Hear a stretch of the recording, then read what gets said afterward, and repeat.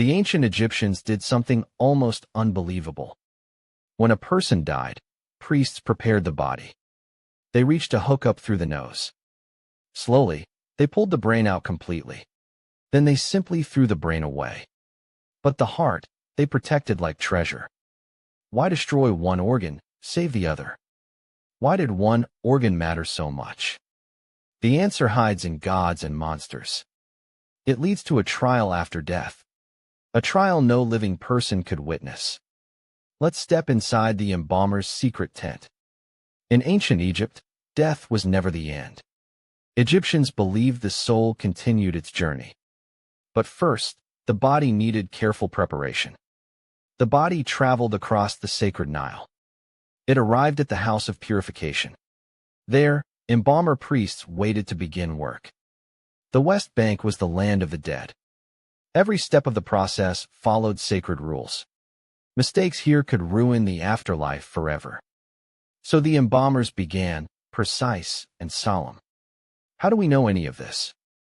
A Greek traveler named Herodotus visited Egypt. He watched embalmers work and wrote everything down. His book described the whole grim process. Archaeologists later confirmed much of it. X-rays revealed the empty ancient skulls. Canopic jars still held preserved organs inside. Hearts remained in place, just as recorded. Ancient belief and modern science now agree. So let's return to the embalmer's tent. Inside, the tent smelled of oils and herbs. First, the body was washed completely clean. Palm wine rinsed away impurities from skin.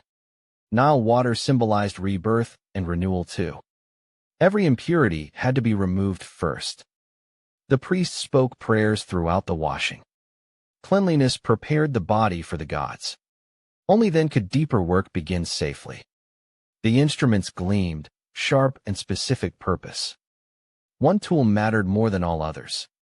It would remove something the Egyptians despised. The brain removal was about to begin. The priest approached the head with the hook.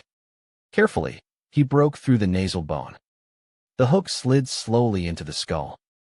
He whisked it gently to loosen tissue. The brain softened into a liquid state. Then it drained out through the nostrils. Sometimes a long spoon scooped out pieces. The skull was left completely empty inside. Resin was poured in to fill space. This kept the skull's shape intact later.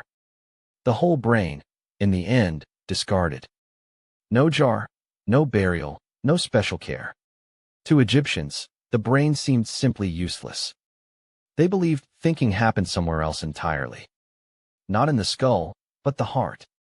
That belief would shape the entire ritual. Modern science says the brain controls everything. But ancient Egyptians saw things differently. They thought emotion, memory, thought lived elsewhere. The heart, called Ib, held the mind. It stored feelings, decisions, even personality itself. The heart would even speak at judgment. So losing it meant losing yourself completely. The brain, meanwhile, was just packing material. Egyptian doctors still admired human anatomy, though. They just placed importance in a different organ. This belief guided every embalming decision made. Next came the rest of the organs. A sharp obsidian blade cut the skin. The cut was made on the left side. Through it, priests reached the inner organs. One by one, organs were gently removed.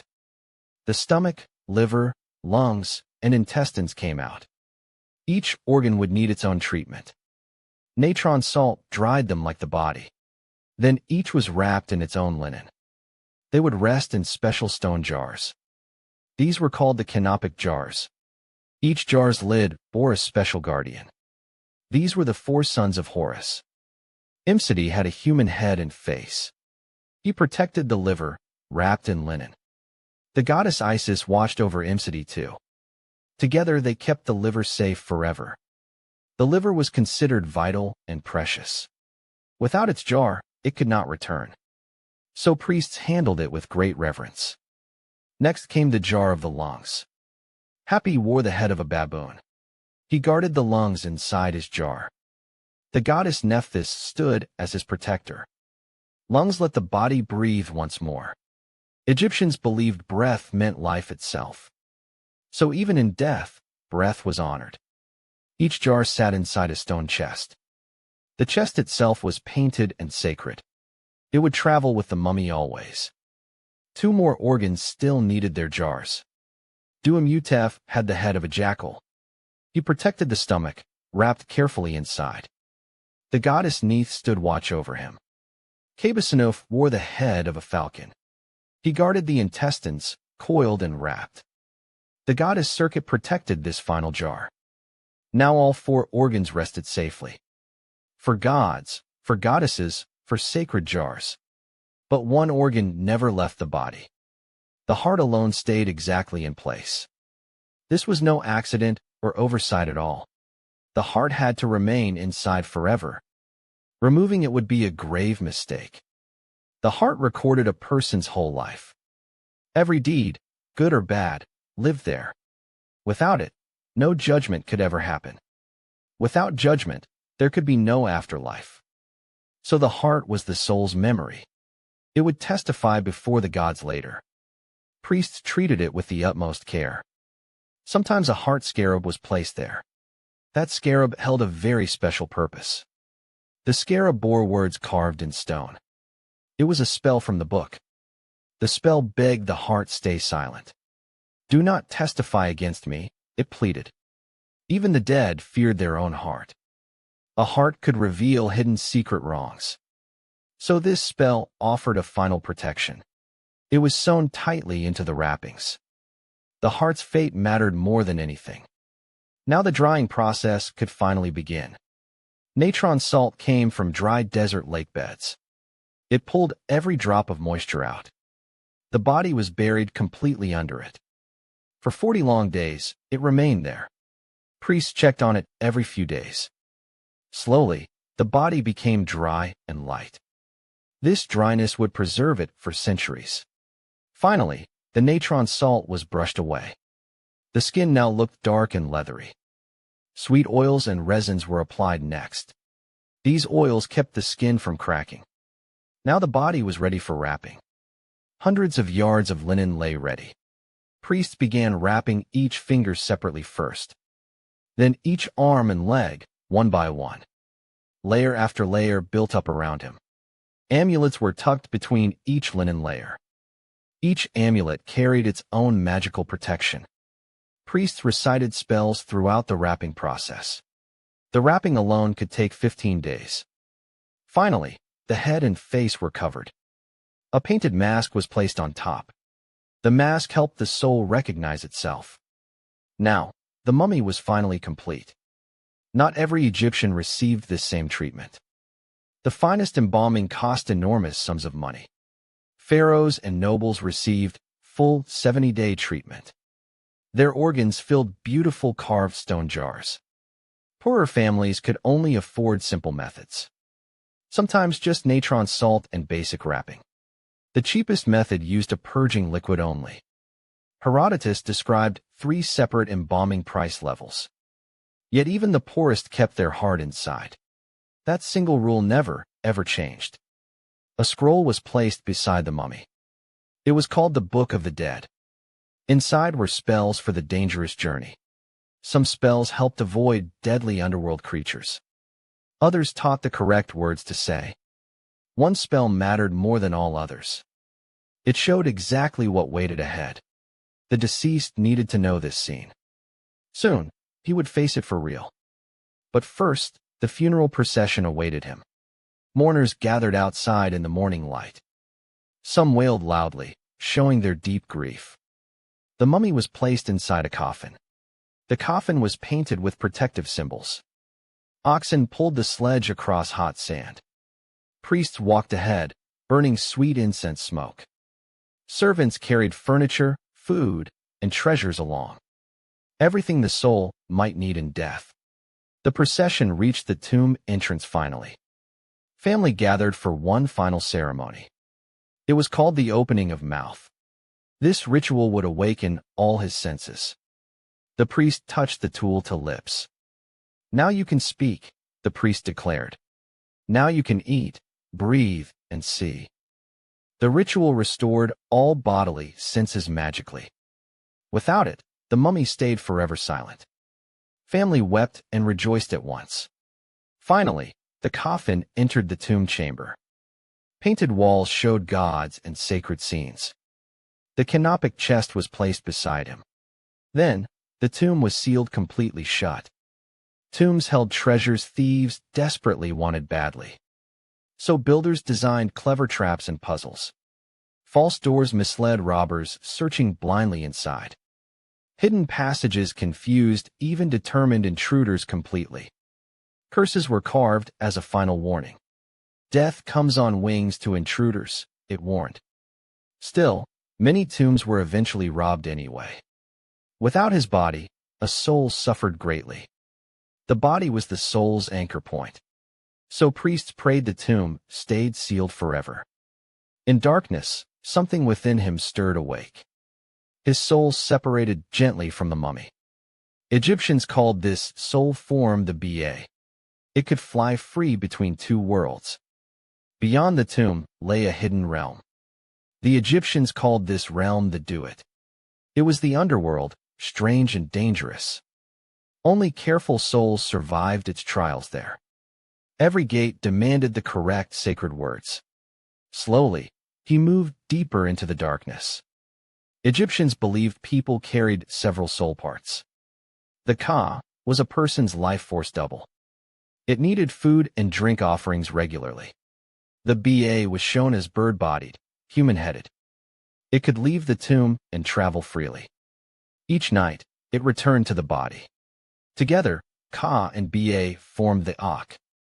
The Ak was the soul's final form. But becoming an Ak required passing judgment first. The heart's weighing would decide his fate. The path to judgment was not simple. 7 gates blocked the way forward completely. Each gate had its own fearsome guardian. Serpents, crocodiles, and fire-breathers stood watch. Only the correct spoken spell allowed passage. The Book of the Dead held every answer. Wrong words meant being trapped there forever. One by one, the gates creaked open. The soul pressed onward, growing more confident. 6 gates passed, only 1 gate remained. Beyond it glowed the brightest light yet. This final gate led to Anubis himself. Then, a jackal-headed figure suddenly appeared. This was Anubis, god of the dead. He had guided countless souls before this. Anubis reached out a steady dark hand. "Follow me," the god said calmly. Together they walked through winding corridors. Every wall showed warnings and sacred spells. Ahead, a great hall began to glow. This was the Hall of Two Truths. Here, every soul faced its final test. The hall stretched vast, lit by torches. 42 divine judges lined both walls. Each judge oversaw one kind of sin. The soul had to face them all. This moment was called the negative confession. "I have not stolen," the soul declared. "I have not killed, nor told lies." 42 declarations, one for each judge. But words alone would not be enough. Something else would reveal the real truth. In the center stood a great scale. The true test was about to begin. Everything in Egypt depended on one idea. The Egyptians called this idea Ma'at. It meant truth, balance, and cosmic order. Even the pharaoh had to uphold it. Without Ma'at, chaos would swallow everything. So her feather became the ultimate measure. Nothing could be heavier than pure truth. Now, the scale stood ready to judge. Anubis stepped forward to prepare the scale.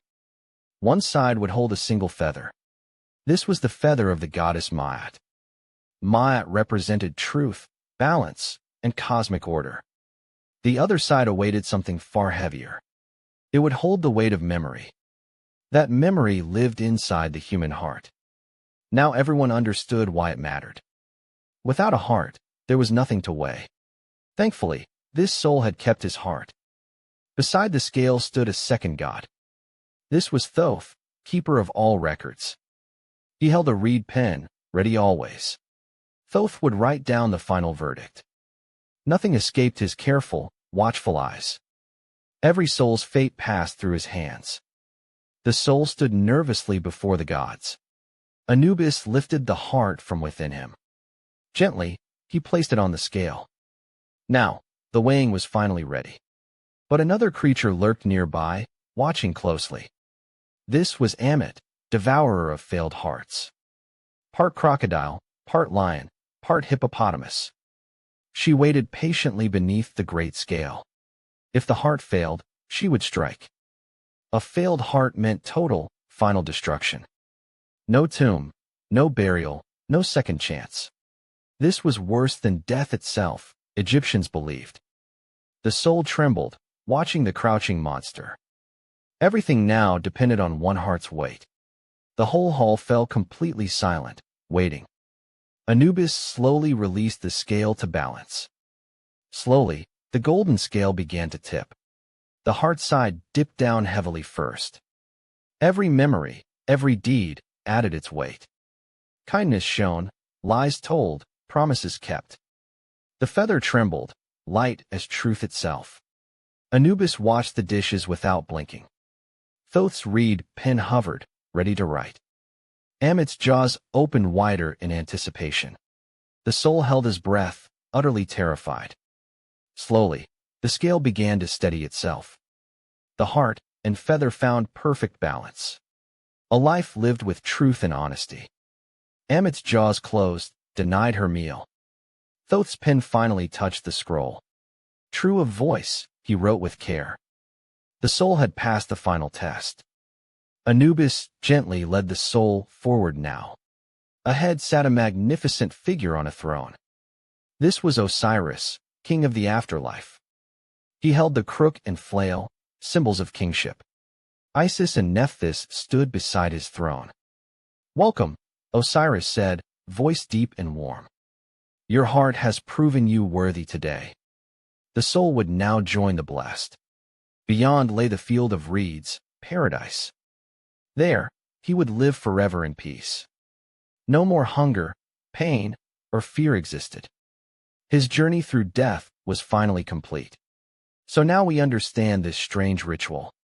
The brain seemed useless, so it left. The heart held memory, truth, and conscience. It needed to stay for one reason. Only the heart could face the scale. Only the heart could earn eternal life. This belief shaped an entire civilization's rituals. Every embalming, every tomb followed this logic. Every mummy carried the same silent hope, that their heart would prove them worthy. Thousands of years later, we still wonder, what would your own heart's weight be? In 1922, archaeologists opened a hidden tomb. It belonged to the young pharaoh Tutankhamun. His mummy still wore its heart scarab. Engraved words still begged the heart silent. 3,000 years, the spell remained unbroken. Scientists later scanned his body carefully, respectfully. The scan confirmed it. No brain remained. But his heart space stayed clearly marked. Ancient ritual matched modern scientific evidence exactly. Tutankhamun's heart had waited for judgment. Did his heart balance against the feather? We can only imagine his final trial. This story survived over 3,000 years. Mummies still fill museums around the world. Canopic jars sit behind protective glass now. Scientists study them with immense respect today. Every scan reveals the same old story. Brain gone, heart kept, exactly as believed. The Egyptians trusted the heart above all. Not the brain, but the beating heart. A civilization built on truth and balance. And a heart that had to be worthy.